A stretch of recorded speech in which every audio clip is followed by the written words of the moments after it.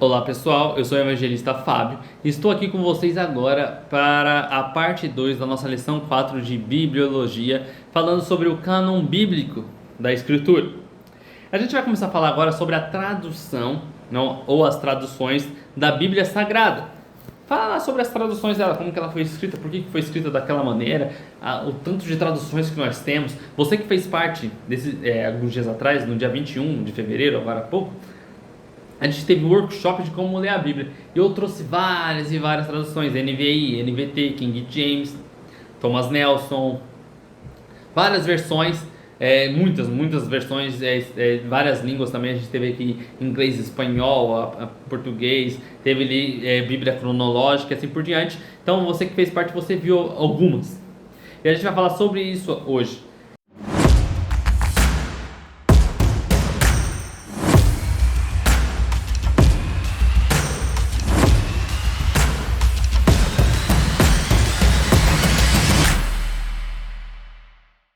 Então a Bíblia já foi traduzida por mais de 2.000 idiomas. Então tem 2.000 idiomas aí que tem a palavra de Deus, que conhecem as escrituras, tem a oportunidade de escolher, né, qual que ela vai ler. Porém, vamos mencionar apenas algumas traduções principais destes manuscritos originais. Então a Septuaginta, essa tradução é a mais antiga tradução grega do Antigo Testamento, sendo seu testemunho significativamente mais antigo que o texto massorético. O nome Septuaginta vem do latim e quer dizer 70. Segundo o historiador Flávio Josefo, foram escolhidos 72 eruditos judeus, sendo 6 de cada tribo de Israel, para que fizesse a tradução das escrituras hebraicas do Antigo Testamento para a língua grega. Então essa é a Septuaginta. Então provavelmente Jesus usou a Septuaginta e essa tradução para estar ali aprendendo e pregando para o povo. A versão latina. Latim era um idioma falado pelos romanos, e ele era um idioma dominante nas regiões ocidentais e cada vez mais ia substituindo a língua grega. No vasto Império Romano, daí houve a necessidade de uma nova versão bíblica no latim, conforme o relato de Mark Norton. Foram nas regiões ocidentais ao sul da Galia e na África do Norte que apareceram as primeiras traduções da Bíblia em latim. Então vamos lá, gente. O povo de Israel falava... Algumas pessoas eram utilizavam aramaico, hebraico era a sua língua, porém, com a dominação grega e a forma de falar um pouco fora do assunto, mas quando os gregos vieram e dominaram ali o mundo, né, naquela época, a forma de dominação deles era diferente da forma que nós pensamos que é hoje, que um estado vem, mata todo mundo, entra lá e pronto, acabou. Não. Os gregos, eles pensavam de uma forma diferente, de impor a sua cultura. Então a cultura grega era colocada e todo o povo acabava falando em grego. Então foi escrito a Septuaginta para que o povo pudesse entender também a palavra de Deus em grego. Então a maioria das pessoas ali já falava em grego, entendia grego. Obviamente que as pessoas sabiam falar hebraico e alguns poucos aramaico. Só que Roma vem e eles falam o latim, outra língua. Então, o evangelho sendo pregado para o mundo e os romanos agora, as pessoas romanas tinham que ter também a sua palavra na sua língua. Então foi escrito a versão latina, né, no latim, da palavra de Deus. Logo após a gente vem a Vulgata. A Vulgata foi uma tradução nova feita por Jerônimo, do ano 400 depois de Cristo, quando Jerônimo tinha cerca de 60 anos.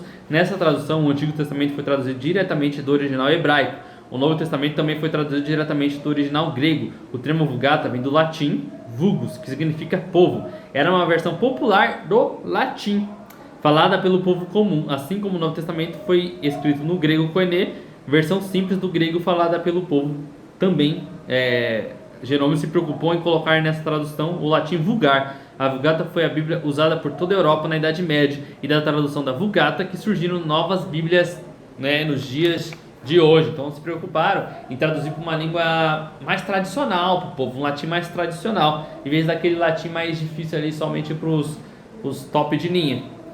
Aí temos a tradução inglesa. A Inglaterra foi a primeira nação a ter a Bíblia na sua própria língua. Uma vez perguntaram para a Rainha Vitória qual a razão da prosperidade da Inglaterra. Ela pegou a Bíblia e afirmou categoricamente: é este livro.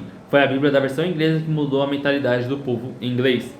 A versão brasileira, foram muitas as versões brasileiras e entre muitas vamos mencionar algumas. A Almeida, que é as versões em língua portuguesa, conhecida como Almeida, foram as traduções feitas por João Ferreira de Almeida, ministro do Evangelho da Igreja Reformada da Holanda. Figueiredo, traduzida pelo padre Antônio Pereira de Figueiredo da Vulgata e publicada pela Sociedade Bíblica Britânica. Este padre foi um dos maiores latinistas de seu tempo. Soares, traduzida pelo padre Mato Soares da Vulgata, foi concluída em 1932, sendo publicada em 1946. Essa tradução é mais usada pelos católicos brasileiros. A Bíblia foi impressa pela primeira vez no Brasil em 1944 pela imprensa bíblica brasileira. Há no Brasil 3 entidades evangélicas publicadoras e distribuidoras de Bíblia. A primeira é a Empresa Bíblica Brasileira, a IBB. A segunda é a Sociedade Bíblica do Brasil, a SBB, fundada em 1948. E a terceira é a Sociedade Bíblica Trinitariana. Enfim, ao longo destes últimos anos, foram aparecendo novas versões e novas traduções. John Wycliffe, 1329 a 1384, ele viveu, foi o professor e erudito de Oxford. É um dos nomes realmente importantes na história da Bíblia inglesa, tornando-se acessível ao público. William Tyndale nasceu no período da Renascença e tem sido chamado de o verdadeiro pai da Bíblia em inglês, formado na Universidade de Oxford, onde se aprofundou em grego e hebraico, se entregou totalmente na missão e a tarefa de traduzir a Bíblia nas línguas originais para o inglês. Outras traduções do século XVI. A Bíblia Coverdale foi impressa em 1535, tendo a honra de ser a primeira Bíblia completa impressa na Bíblia, a Bíblia impressa na língua inglesa. Trata-se de uma obra de Miles Coverdale, amigo pessoal de Tyndale. Era a tradução de uma tradução do alemão e do latim. Foi a primeira Bíblia que teve a aprovação do rei da Inglaterra.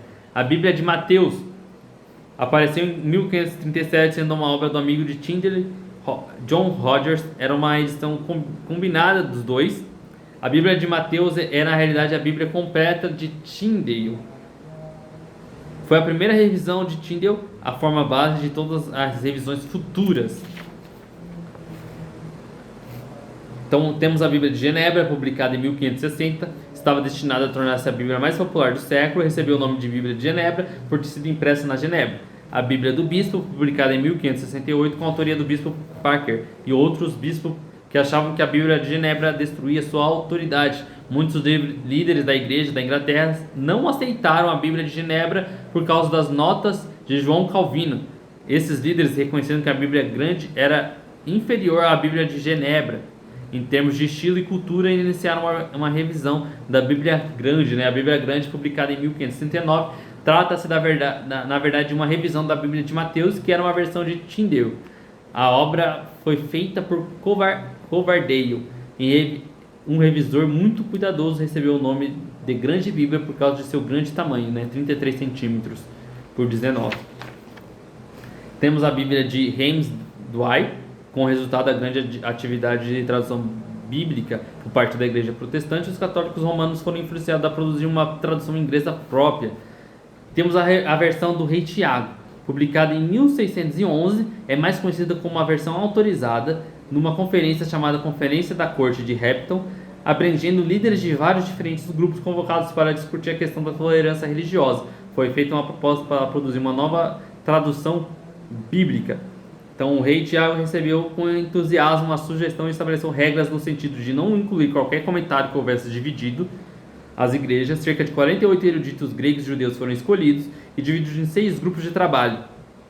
Iniciada em 1617, depois de 2 anos e 9 meses, foi enviada aos impressores e apresentada ao público pela primeira vez em 1611, 7 anos após a Conferência da Corte. Essa tem sido a mais popular e amplamente aceita a versão da Bíblia há mais de 370 anos. BKJ, Bíblia King James, 1611, como eu falei para vocês no primeiro vídeo, a Bíblia que eu mais gosto. Tem uma dessas, é muito boa. Gente, eu indico Bíblia porque eu gosto de Bíblias. Eu posso dizer para você que também não vai mudar nada se você tiver outra versão. Mas para quem gosta, assim, para quem entende, é uma Bíblia muito boa, né?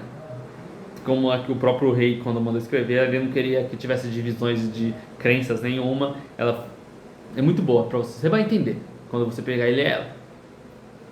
Traduções recentes da Bíblia em inglês. Por melhor que fosse a obra e por mais popular que a versão do rei Tiago continuasse a ser, foi reconhecido que ela continha certos pontos fracos. As testemunhas mais valiosas dos textos originais, os manuscritos vaticanos, sináticos e alexandrinos, não foram postos à disposição dos tradutores da versão do rei Tiago. Essa tradução contém inúmeras expressões arcaicas e vários erros foram observados, embora não considerados como os graves. Deste modo, em fevereiro de 1870, foi feita uma moção para levar ao efeito a revisão do rei Tiago pela convenção da província de Canterbury. Homens de irrepreensíveis erudição foram escolhidos na Inglaterra, os quais se reuniram a mais ilustres homens dos Estados Unidos. Bom, é porque a Bíblia é antiga e eles acharam arcaico a linguagem. Por isso que eu falei, é para quem realmente vai entender a linguagem que foi escrita. Quem lê livros de teólogos ou de escritores antigos mesmo, muito antigos, você vai ler, você vai achar que está tudo bem, mas hoje em dia tem gente que prefere uma versão melhor, a Almeida corrigida, as Almeidas da Vida NVI, NVT, tem uma linguagem mais acessível para o povo, mas não perde nada a King James. Desculpa, para estudo assim, ainda mais a King James de estudo, ela é extraordinária. Tenha. Aí temos a NVI, que é a nova versão internacional, a versão normativa americana e a versão normativa revisada. Qual que é a cronologia bíblica?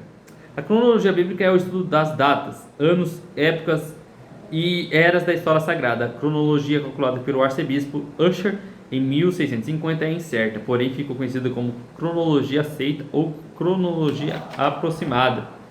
Então vamos lá. Época pré-abraâmica, esse período vai da criação de Adão até a chamada de Abraão, que vai de 4.000 a 2.000 anos antes de Cristo. É dividida em dois períodos. Período antedilúvio, que é o período que vai de Adão ao dilúvio, 4.004 a.C. a 2.348 a.C.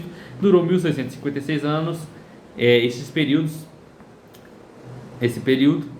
de forma que o dilúvio se cedeu provavelmente no ano 2.348 a.C. Período do dilúvio a Abraão. Esse período vai de 2.348 a 1921 a.C., durando cerca de 427 anos. Época de Israel. Essa época vai dar a chamada de Abraão até o nascimento de Cristo, 2.000 a.C. a 4.000 a.C. E durou cerca de 2.000 anos. Essa época foi dividida em 9 períodos. O período dos patriarcas, o período de Israel no Egito, o período de Israel no deserto, o período de conquista de Canaã, período dos juízes, período da monarquia, período do reino dividido, período do cativeiro e da restauração e o período interbíblico. Vou falar a data para vocês de cada um. Dos patriarcas, foi do ano de 1921 ao ano de 1621. De 1921 a 1491, tudo antes de Cristo, foi o período de Israel no Egito. E de 1491 a 1451 foi o período deles no deserto, foi os 40 anos que eles tiveram no deserto.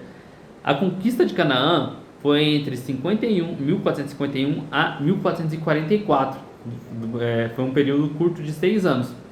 O período dos juízes vai de 1425 a 1095, são 330 anos, né, o período dos juízes. O período da monarquia é de 1995 até 975 a.C., durou 120 anos, abrangendo o reinado de Saul, Davi e Salomão. Período do reino dividido, né, que quando divide o reino do sul e o reino do norte, em 1975 a.C. até o cativeiro babilônico em 606 a.C., são cerca de 370 anos. O período do cativeiro e restauração são 70 anos, de 606 a.C. até 536. Aí temos o período interbíblico, que são 400 anos. E aí, esse período vai de Malaquias, o último dos profetas, até o nascimento de Cristo, que durou mais de 400 anos, sem Deus enviar um mensageiro, até que surgiu a voz do que clama no deserto, João Batista. E a época do cristianismo, período da vida terrena de Jesus. Esse período vai do nascimento de Cristo no ano 4 antes de Cristo até sua morte no ano 30 depois de Cristo. abrange cerca de 33 anos, envolvendo o ministério de Cristo aqui na Terra dos Evangelhos. O período da igreja primitiva é de 70 anos, 30 depois de Cristo a 96 depois de Cristo. E o período da igreja gentífica, esse período é chamado de Época Bíblica, ou seja, foram fatos ocorridos após o encerramento do Novo Testamento e tratados separadamente na matéria sobre o cristianismo. E esses são os pontos importantes. Temos a necessidade da Escritura, que a necessidade que temos da Escritura ela é muito grande, que é onde baseia a nossa fé, a nossa crença, como nós aprendemos sobre Jesus, sobre Deus, sobre tudo. Em primeiro lugar, porque através de sua mensagem Deus transmite a revelação para a humanidade sobre a origem dos céus, da terra e do homem. Em segundo lugar, porque Deus queria se revelar ao homem como Deus de amor, graça e misericórdia. E em terceiro lugar, Deus queria mostrar ao homem que apesar de nosso primeiro pai ter pecado no Jardim do Éden, ele estava providenciando um plano de redenção através de seu Filho Jesus Cristo. Então, lá em Gênesis, Apocalipse, aponta somente para um, que é Jesus Cristo, que é a revelação do Pai aos seres humanos, para que a gente pudesse ter um relacionamento renovado com Deus novamente. Por que necessitamos das Escrituras? Necessitamos das Escrituras porque ela é o único manual de vida outorgado por Deus. Ela alimenta nossas almas apresentando a nós o Evangelho. Como devemos estudar a Bíblia? A melhor maneira de estudar a Bíblia é conhecendo o seu autor. O autor de um livro é a melhor pessoa para explicá-lo. É preciso conhecer e amar o autor do livro. Conhecendo o autor é mais fácil de compreender. Estamos falando de Deus porque foi Deus que inspirou a escritura da palavra. Quando eu conheço o próprio Deus, quando eu tenho um relacionamento com Ele, eu consigo estudar a palavra. Então, como ler a Bíblia? Tivemos isso no workshop. Como que eu leio? Primeiro, eu escolho um ponto de partida. Escolhi um ponto de partida, eu vou tirar tudo que me impede de ler a Bíblia naquele momento.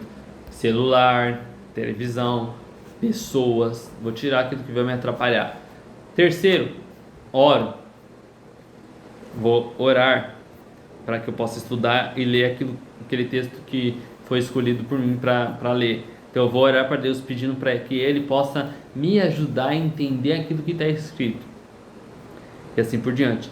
Então, conhecer a Deus é a melhor forma da gente estudar a palavra. E aí a gente conclui o ensino da bibliologia. Um ensino um pouquinho mais longo, porque estamos falando da palavra. A palavra é longa, ela precisa de um pouco mais de cuidado. Vou falar para você que a gente nesse ensino foi bem simples. Você pode se aprofundar muito mais. Você pode entender muito mais sobre as escrituras de Deus. Então vamos lá. A Bíblia ela foi divulgada pelo Guinness Book, conhecido como um livro livro dos recordes, né? O Guinness Book, como o livro mais vendido do mundo, a Bíblia. Ela afirma que entre 1815 a 2010 foram vendidos aproximadamente 4 bilhões de exemplares da Bíblia. 4 bilhões, traduzida para mais de 3.000 idiomas. O próprio Guinness Book e outras grandes enciclopédias sempre precisam ser atualizadas, enquanto que a Bíblia permanece sempre sendo um livro atualizado e inesgotável. Ela é inesgotável de assunto, inesgotável de explicações para mim e para você. Ele é atualizado, foi escrito há 6.000 anos e mesmo assim ele continua, foi começado a ser escrito há 6.000 anos na história, mas ele continua sendo o livro que mais nos traz inspiração. Desde Gênesis até agora, ele sempre estará atualizado para mim e para você. Durante a história da humanidade, poderes religiosos, políticos e coletivos individuais buscaram de alguma maneira calar a mensagem bíblica através das verdadeiras cruzadas de oposição e destruição. Contudo, nenhuma dessas investidas tiveram êxito. Todas as bigornas se quebraram diante da infalível palavra de Deus. Então nós encerramos aqui.